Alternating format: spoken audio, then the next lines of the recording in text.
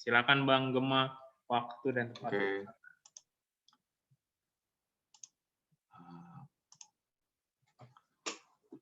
Ini tampilan saya udah muncul belum ya? Muncul Bang. Oke, sip. Selamat malam semuanya. Perkenalkan, nama saya Gema Satria. Saya dulunya sekolah di Planologi ITB 2008. Terus sebenarnya saya udah S2 juga, fast track di Planologi juga. Dan sekarang sedang di Australia untuk S2 lagi di International and Development Economics di ANU, Australian National University. Nah, mungkin saya nggak serapi temen Mas Nugi tadi dari New Zealand Scholarship, tapi saya rasa dari profil yang mau saya share juga mengenai pengalaman saya tuh udah banyak mengundang pertanyaan karena kenapa S2 lagi, ternyata AS bisa S2 lagi misalnya, terus kenapa nggak S3, terus rencana, tadi juga ada yang nanya rencananya mau kerja atau enggak, nanti kita ngobrol di Q&A aja. Tapi maksud saya, presentasi saya tuh nge-flow aja gitu. Nah, Australia Awards Scholarship tuh apa sih sebenarnya? Dan ini selalu ditekankan oleh Australia Awards Indonesia ketika mereka presentasi bahwa beasiswa ini adalah beasiswa pembangunan, artinya beasiswa ini adalah kerjasama pemerintah Australia dan Indonesia, dan untuk orang-orang yang selama ini sudah bekerja di berbagai sektor pembangunan, pembuatan kebijakan, atau memberi perubahan kepada masyarakat Indonesia. Nah, ini kan kesannya kayaknya, oh buat orang NGO aja dong, atau buat PNS aja misalnya. Terus yang dari private sectors gimana gitu. Rupanya, saya juga awalnya karena AAI, Australia Awards Indonesia, dan selalu orang bilang Australian Awards, jadi itu salah, nggak ada N-nya, Australia Awards, itu selalu menekankannya beasiswa pembangunan. Saya juga mikir selalu gitu dari awal, tapi pas saya udah keterima dan ngobrol-ngobrol, oh ada anak Shopee juga, tahu-tahu ada anak Bank Danamon atau Mega, saya lupa, sekarang orang yang lagi sekolah di Sydney, dan dia kerjaannya juga marketing communication, even sangat private, terus ada juga yang konsultan di Deloitte, juga keterima AS, artinya kadang-kadang tuh orang suka, jurusan gue tuh nggak sektor publik gitu, dan akhirnya jadi takut mau daftar beasiswa. Menurut saya nggak perlu takut, karena beasiswa menurut saya dicobain aja semuanya, walaupun saya nggak pengen-pengen amat, dicobain tetap buat latihan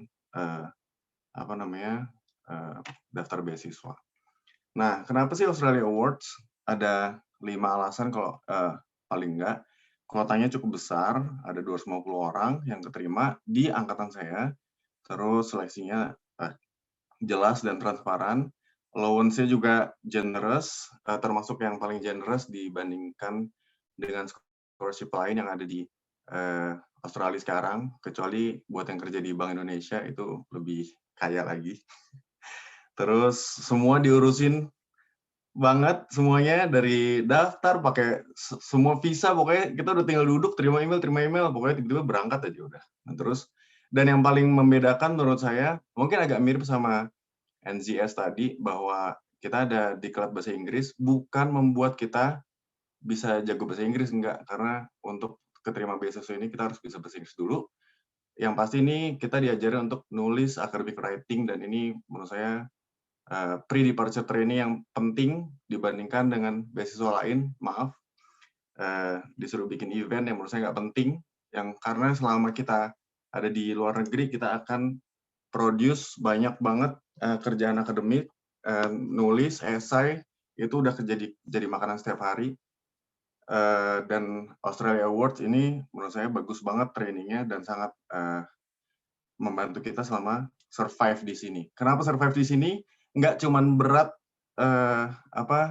untuk daftar beasiswanya aja, tapi juga berat pas di sini. Ternyata kuliah di luar negeri itu menurut saya menyiksakan. Aduh, saya juga rasanya kayak ngapain sih gue ke Australia gitu. Pengen pulang gitu, tapi ya udahlah, udah sampai sini gimana? Ya harus lulus gitu. Ya ini kocak-kocakan aja ya, tapi beneran. Kuota besar. Tapi kok 2020 ternyata AS cuma 50 orang dari 6.000 applicants. Di angkatan saya sama 2020 tuh kurang lebih sama, yang daftar 6.000, keterimanya segini. Dan dengar-dengar di 2021 kuotanya diperbesar lagi. Jadi jangan sedih, tenang aja. Jadi 200 lagi, dan ini bisa dibaca sendiri, tinggal diikutin aja flow-nya. Tapi intinya prosesnya itu, ada 3 yang utama. Yang pertama administratif, yang ini. Kepencet. Administratif dulu, terus kalau lulus administratif, kita akan tes IELTS. Jadi sebagai gambaran dari 6.000, waktu angkatan saya 450 keterima untuk lanjut ke IELTS.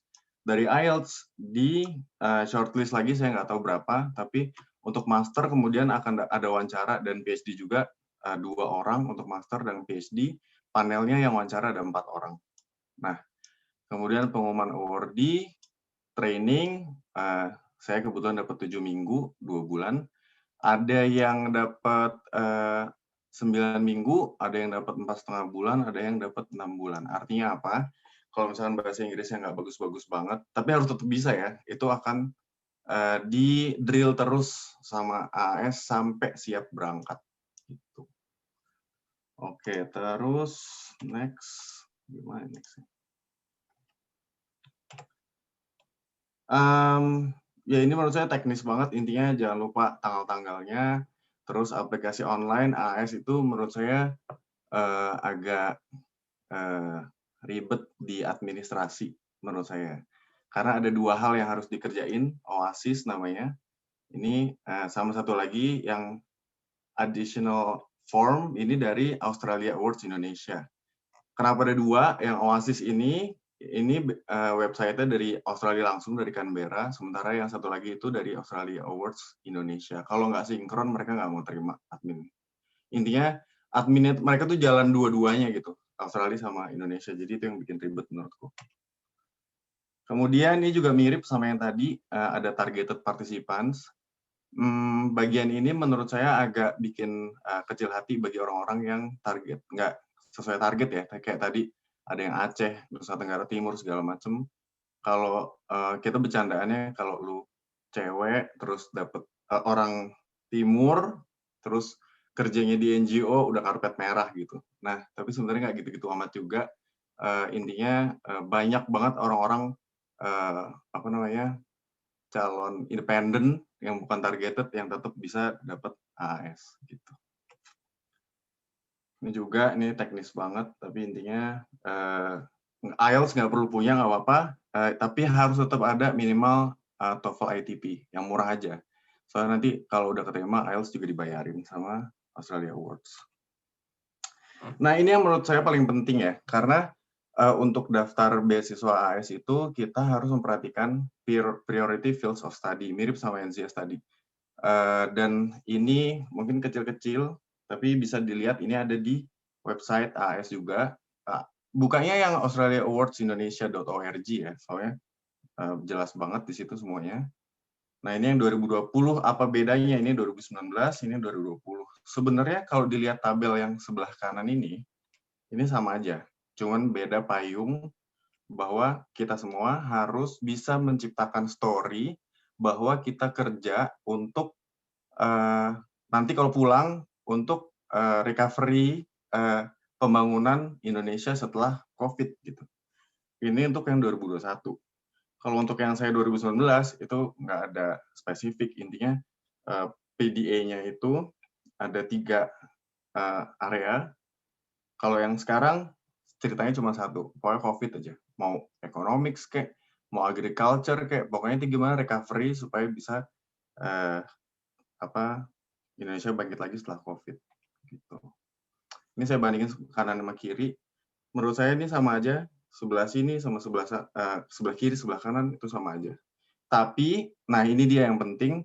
Ketika ngisi esai sama wawancara, kita harus bangun story bahwa, oh ya kemarin misalkan sebelumnya economics gitu ya. Saya sedang menulis paper misalnya tentang bagaimana COVID itu berdampak ke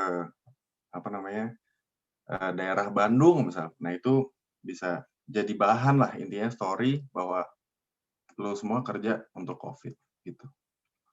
Ini teknis, ini juga, ini pertanyaan SIAS itu dari tahun ke tahun sama terus, nggak pernah berubah, jadi bisa mulai dilatih dari sekarang, tutupnya bulan April. Jangan mepet-mepet. Sisanya ini tips and tricks. Ini kayaknya malah yang penting ya. Intinya alasan pemilihan studi. Esainya ada 4. Sebenarnya bukan esai, kalau kita lihat di sini, ini tuh formulir online. Masing-masing 2.000 karakter, dan itu harus menjawab pertanyaan-pertanyaan ini. Ya, kita nyebutnya esai, tapi menurut saya itu kayak jawaban singkat ya, bukan esai kayak nulis panjang 2 halaman, nggak kayak gitu. Oke, yang pertama alasan pemilihan studi. Ini harus firm bahwa kenapa, misalkan saya planologi dulunya, tapi saya sekarang belajarnya economics. Kenapa kok mau pindah jalur? Kenapa harus di Australia? Kenapa harus di ANU misalnya? Itu harus kita benar-benar riset, atau misalkan bisa disebut, oh ya saya udah tahu ada profesor di sana yang saya udah baca bukunya sehingga saya pengen belajar langsung sama dia, itu bisa banget dipakai. Atau misalkan selama ini saya kerja itu 5 tahun ke belakang soal economics, jadi saya harus belajar ekonomi secara formal misalnya kayak gitu. Nah itu story-story kayak gitu tuh yang AS mau denger. Jadi nggak bisa cuma ya loncat, iya pengen belajar ini, ya misalkan saya dulu salah jurusan pengennya IT, ya salah lu gitu. Nggak urusan gua. Sekarang urusannya lu kalau pulang mau jadi apa gitu. Nah, AS tuh maunya firm kayak gitu, dan sebenarnya dari tadi Nyoman sama Madoka juga udah ngebahas soal ini ya. Terus how will the proposed study contribute to your career? Ya, kalau udah pulang mau ngapain? Terus yang ketiga, selama ini udah ngapain aja? Yang essay ketiga. Sampaikan apa yang udah kamu lakukan.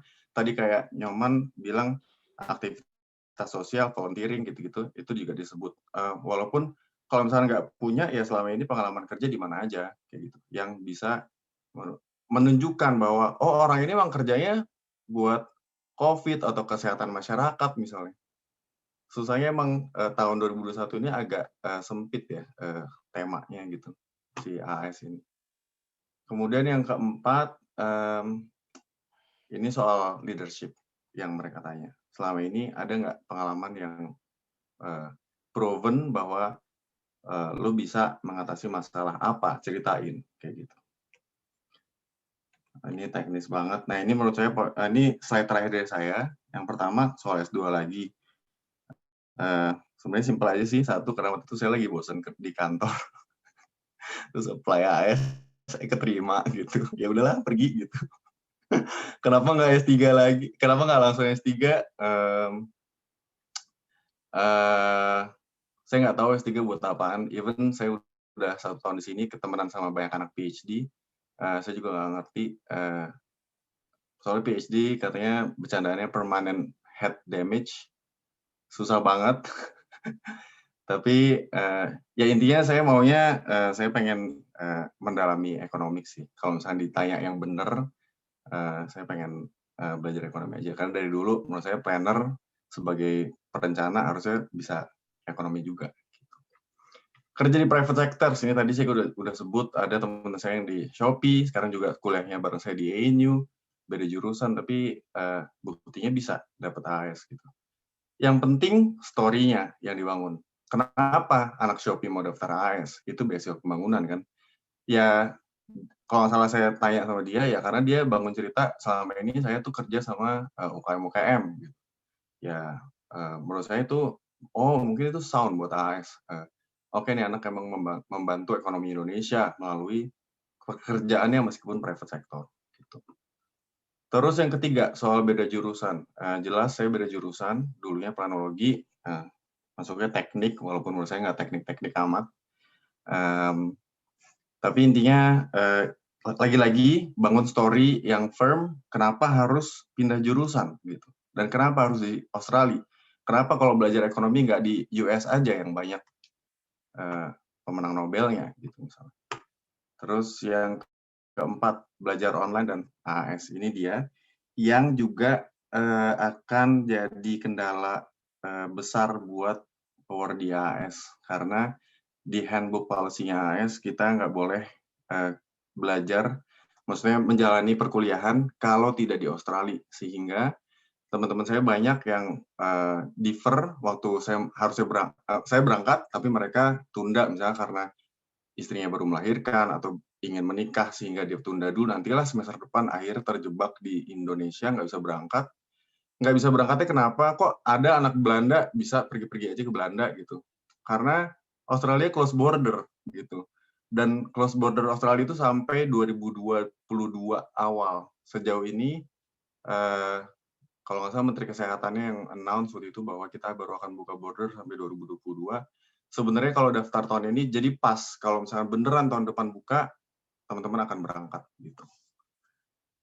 Tapi intinya poinnya maksud saya adalah AS nggak boleh belajar di luar Australia karena akan dianggapnya fraud atau menipu karena dikasih duit untuk belajar tapi malah pulang ke Indonesia gitu. Mereka akan di-tag, saya nggak tahu kenapa, teman saya ada yang pernah bawa keluarganya nggak bilang-bilang sama AS, langsung ditelepon, lu bawa keluarga lu segini, kenapa lu nggak bilang sama kita? Harusnya koordinasi, wah pokoknya Australia menurut saya imigrasinya mengerikan sekaligus bagus. Oke, gitu aja dari saya. Ntar tanya-tanya aja langsung. Makasih. Oke, thank you Bang Gema untuk penjelasannya. Dan nih gue add pin 2 orang ini. Oke, untuk yang punya pertanyaan bisa langsung aja di kolom chat, tulis ada formatnya, tanya ke siapa, jadi jelas tanyaannya siapa, habis itu pertanyaannya apa. Nah, tapi sekarang kita udah punya 3 pertanyaan, 1 untuk Bang Nuki, 2 untuk Bang Gema. Yang pertama untuk Bang Nuki, dari Elisa. Tanya ke Bang Nuki, Kak, kalau misal ambil jurusan di luar prioritas, bagaimana posibilitasnya? Dan untuk NZS, apakah kita harus apply sendiri dulu ke UNIF-nya? Dan harus dapat LOA dulu ketika daftar beasiswanya? Bisa langsung dijawab Bang Nuki. Ya, oke. Jadi seperti yang tadi sudah sempat saya sampaikan, kalau misalnya kita ngambil jurusan di luar prioritas yang jurusan spesifiknya tadi, tetap bisa juga keterima meskipun jumlahnya sedikit. Kalau dari pengalaman kita ya, dari ngelihat teman-teman angkatan saya dan angkatan sebelumnya, meskipun sedikit tetap ada probability-nya. Tapi tetap gimana ngebangun story-nya, sama seperti AS juga, gimana ngebangun story-nya itu supaya relate ke payung besarnya tadi yang ada 5 prioritas itu. Karena 5 prioritas itu bisa juga kita generalin lagi, misal katakan ada kemarin yang milihnya IT, tapi IT-nya dikorelasikan dengan salah satu bidang tertentu. Padahal IT sendiri itu tadinya harusnya kerja di government, tapi dia tanpa kerja di government pun tetap diterima gitu. Itu untuk pertanyaan yang pertama. Lalu untuk pertanyaan yang kedua, apakah harus apply dulu? Enggak, karena apply kuliahnya itu ketika kita sudah dinyatakan sebagai preferred candidates. Ketika kita sudah dipastikan mendapatkan beasiswanya, nanti kita ketika daftar itu tinggal nyantumin bahwa kita itu penerima dari NZS, sehingga kita bisa jadi prioritas juga. Tapi kalaupun kita ternyata pengen apply dulu biar lebih tenang lah ngurusnya, bisa juga gitu. Jadi bisa 2 cara sih. Gitu. Oke, mantap. Thank you Bang Nuki jawabannya. Nah, kita lanjut ke Bang Gema dulu. Penanya dari Fajar. Tanya Bang Gema, Bang mau tanya kendala selama proses pendaftaran AAS ini dari pengalaman Bang Gema, apa aja Bang?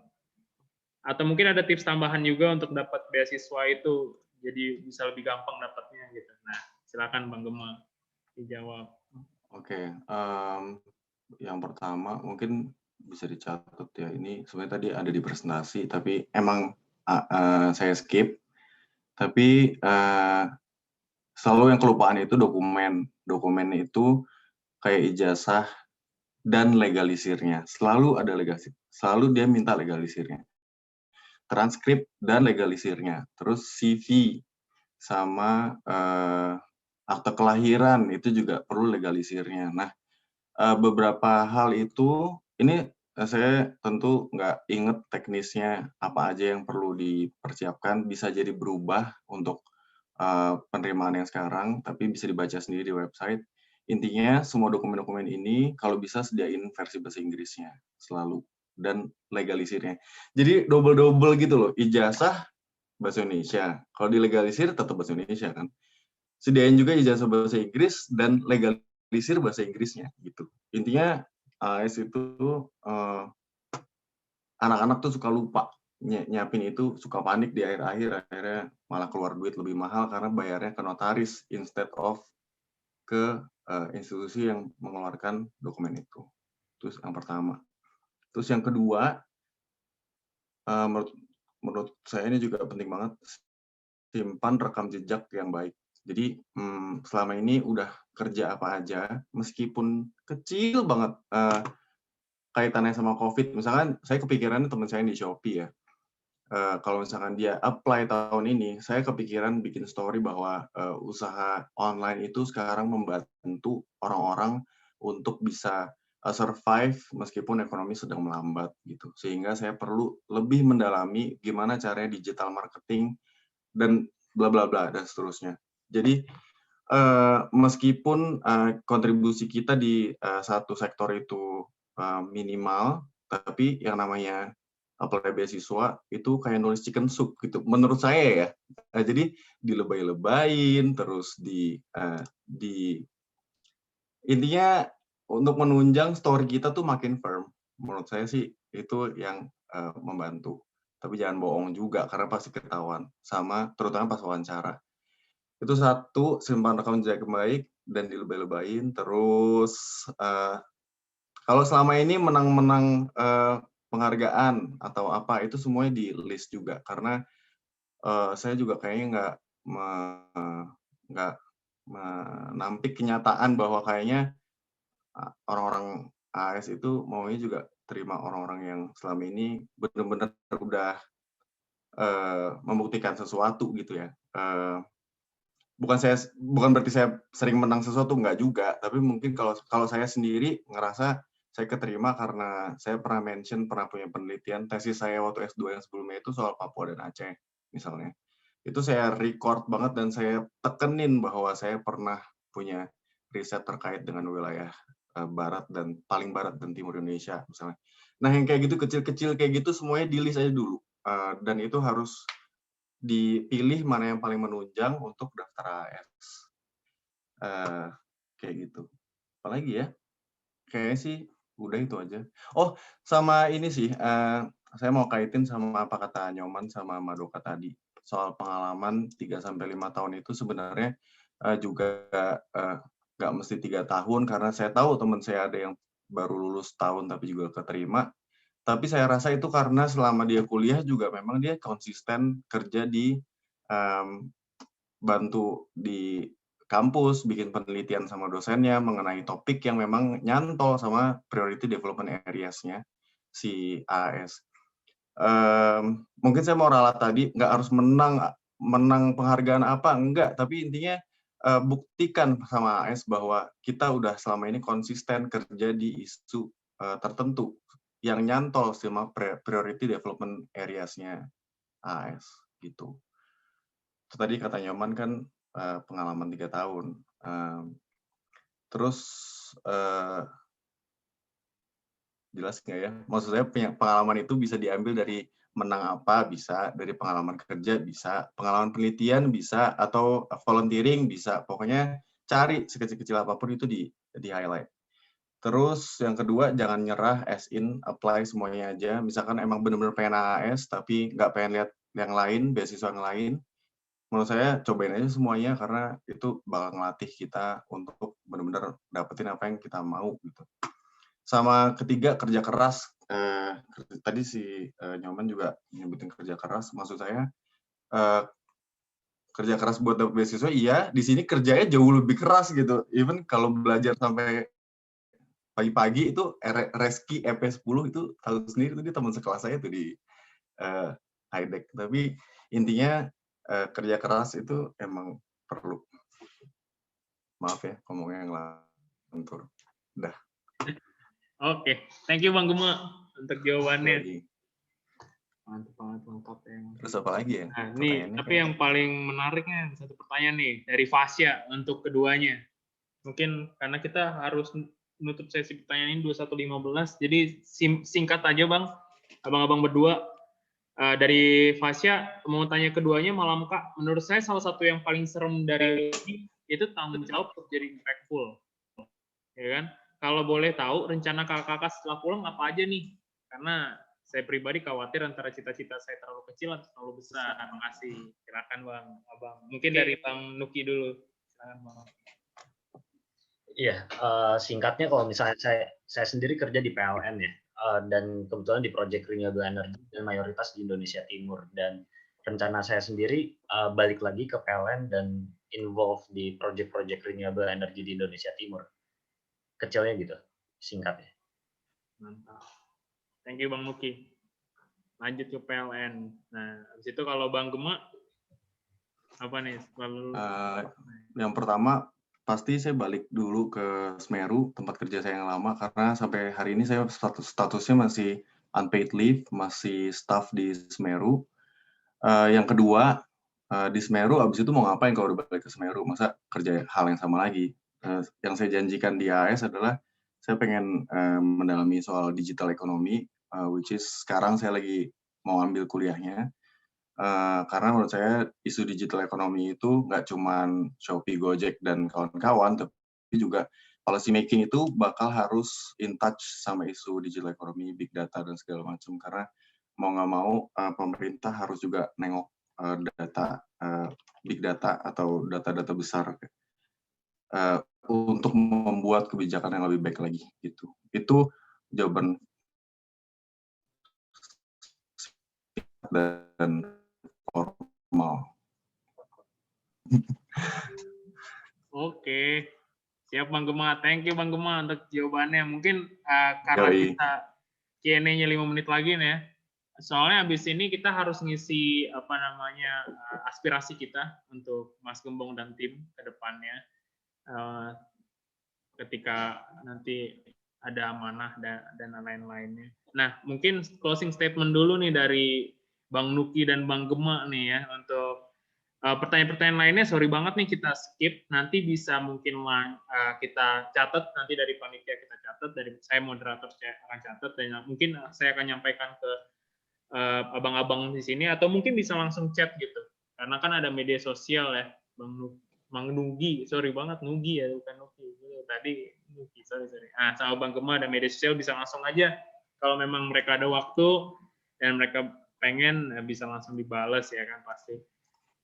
Silakan Bang Nugi untuk penutup closing statement Bang. Oke, kalau dari saya sih selama proses pencarian beasiswa ya, saya sendiri bukan orang yang langsung sekali dapat karena saya butuh waktu 1 tahun dari pertama kali saya mulai nyari beasiswa, nyiapin IELTS segala macam hingga akhirnya dapat. Nah, selama perjalanan itu menurut saya kita bakal belajar mengenali diri kita dan belajar selama proses itu untuk menjadi versi kita yang lebih baik. Dan menurut saya meskipun nanti selama perjalanan itu sulit, katakan ditolak, karena saya pribadi banyak ditolak juga hingga akhirnya dapat, itu cukup banyak lah. Nah, jangan nyerah aja sih. Tetap persisten seperti yang kata Nyoman, Madoka, dan lainnya. Siap. Thank you Bang Nugi. Ini semangat untuk teman-teman, apalagi masih mencoba mencari beasiswa ya. Sekarang Bang Gema, silakan Bang closing statement. Saya juga setuju sama Nugi. Bukan berarti saya juga, maaf ya tadi kalau kesannya sombong, maksudnya nyobain AS sekali langsung keterima.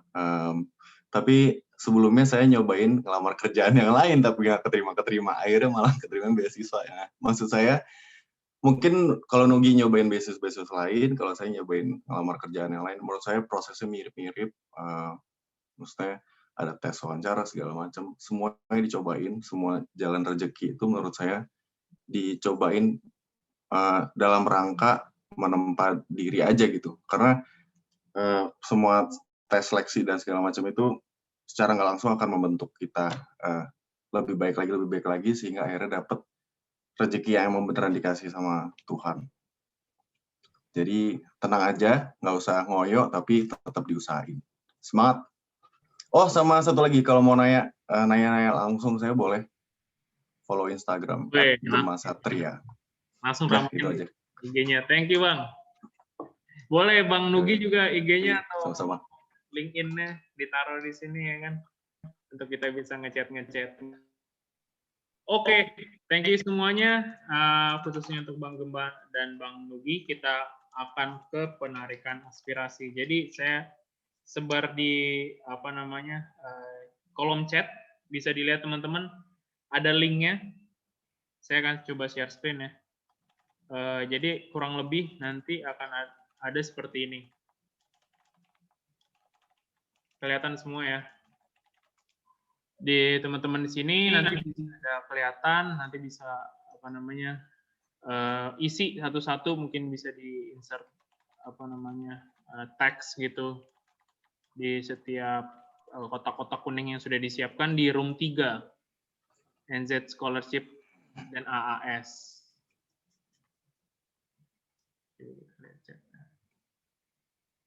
Kita kasih waktu kurang lebih 3 menit ya. Saya nanti ini masih terus dibuka kok, masih bisa dilihat ketika kita nanti akan balik lagi ke room utama. Karena kurang lebih 21.20 kita akan balik ke room utama. Silakan dilihat. Dibuka linknya.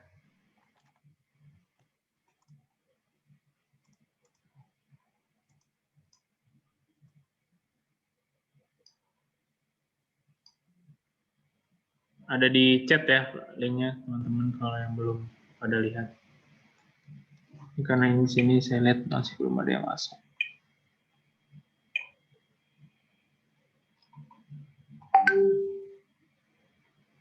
Oke. Kita kasih waktu dulu sampai 21.20. Mungkin sambil isi kayak gitu, pertanyaan sedikit bisa kali ya ini.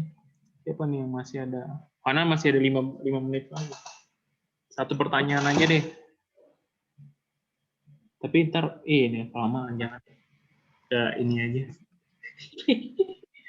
sorry. Kelamaan takutnya. Kita foto dulu aja kali ya, Bang-abang. Sambil pada ngisi-ngisi. Salah.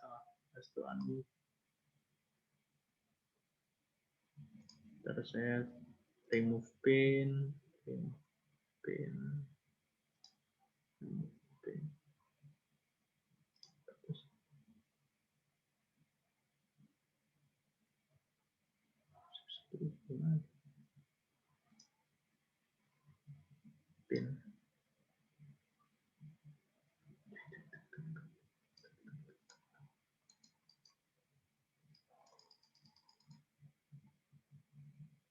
Bang itu mana ya?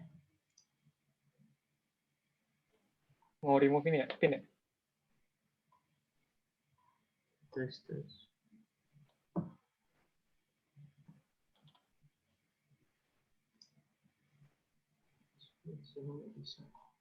Nah, bisa dijawab di kolom chat. Nah, itu mantap tuh.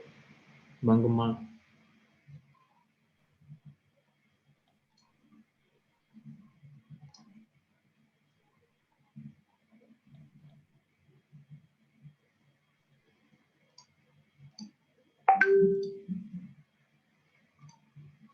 Oke.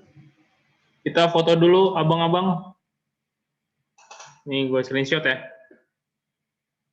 Mungkin bisa pada buka videonya dulu sebentar. Kita mau foto bareng dulu. Biar ada dokumentasi, ada yang bisa diterkenang. Siap. Semoga yang buka videonya besok tahun depan diterima di New Zealand atau di Australia. Amin. Bisa ke NU atau ke Auckland juga.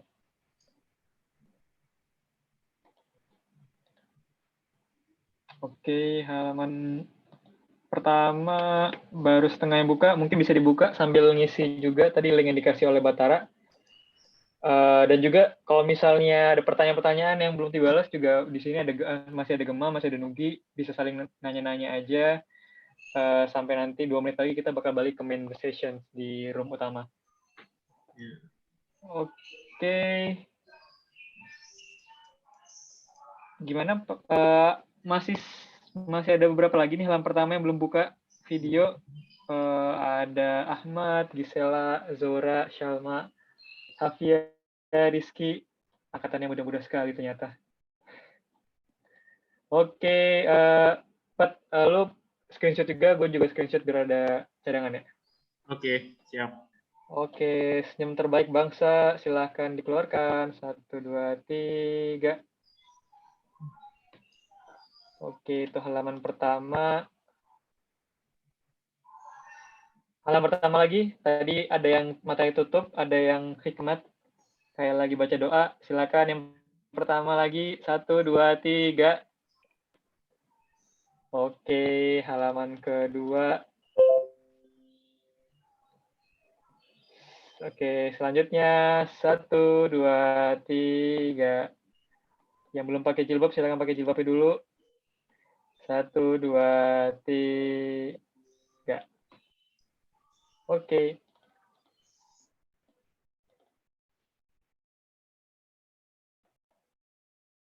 Oke, Bat. Oke, thank you Bang Reski. Paling karena udah mau bentar lagi tuh balik ke room utama juga. Terima kasih banyak khususnya untuk Bang Gema, kembali lagi sama Bang Nugi, dan juga teman-teman semua yang udah hadir di sini. Sampai jumpa lagi mungkin di event-event selanjutnya yang akan diadakan oleh tim dari Mas Gembong. Dan semoga kita sehat selalu. Wassalamualaikum warahmatullahi wabarakatuh. Itu aja kali ya. Bisa ditunggu teman-teman. Ya, silakan ditunggu aja, ntar dibalik lagi ke room utama. Ada beberapa hal yang mau diumumin juga berkenaan dengan kegiatan selanjutnya. Jangan lupa tadi untuk yang room 3 masih ada beberapa lagi yang belum isi, silakan diisi aja. Jadi harapannya, pertanyaannya, atau keluh kesahnya yang bisa kita langsung tidak lanjutin. Nggak cuma di masa kampanye ini doang sebenarnya, tapi di IAITB ke depannya yang lebih baik lagi. Makasih nih Bos Gema, Bos Nugi, udah mau sharing. Juga kalau misalnya Nugi sama Gema juga ada informasi ataupun ada aspirasi juga, mungkin bisa untuk job seeking nantinya setelah balik ke Indonesia, aspirasinya juga silahkan ditumpahkan di board tadi yang ada online. Terima kasih nih semuanya. Thank you.